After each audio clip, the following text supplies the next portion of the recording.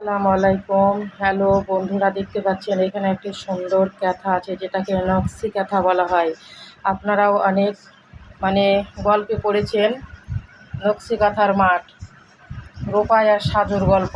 সেই নকশি কাঁথাটা আমি নিজে হাতে তৈরি করেছি। দেখতে পাচ্ছেন আমার মা ভোর রাত্রে ভাত রান্না করতে উঠতেন আর আমি ভোর রাত্রে উঠতাম মায়ের সঙ্গে, দিয়ে হাতের কাজগুলো করেছি। জানেন, অনেক কষ্ট পেয়েছি, তবুও কিন্তু হাল ছাড়িনি, শিখবো এরকম শেখার একটা চেষ্টা ছিল। তো এটা দেখুন, আগে আমি সেলাই করে নিয়েছি মিহি মিহি করে সুজনি সুতো দিয়ে দিয়ে তারপরে এইটা ডিজাইনটা করেছি। এটা একটা টিনের পাতি ফুল, আর সেটা দিয়েই কিন্তু সুন্দর করে 3-4 রকমের উল দিয়ে আমি এটা করেছি। মাশাআল্লাহ, একটু সবাই কমেন্টে জানাবেন কেমন হয়েছে। আপনাদেরকে ডিজাইনটা আমি দেখাচ্ছি। দেখুন, এখানে 3 3 6 আর 3 9 আর 3 12, 3 6 18টি ফুল আছে, অনেক সুন্দর। তো কেমন হয়েছে অবশ্যই একটু আপনারা কমেন্টে বলবেন। আমি নিজে হাতে তৈরি করেছি, কিন্তু আজকে হয়তো মা নেই, কিন্তু সেই স্মৃতিগুলো আজকে কিন্তু আমাকে আঁকড়ে ধরে আছে।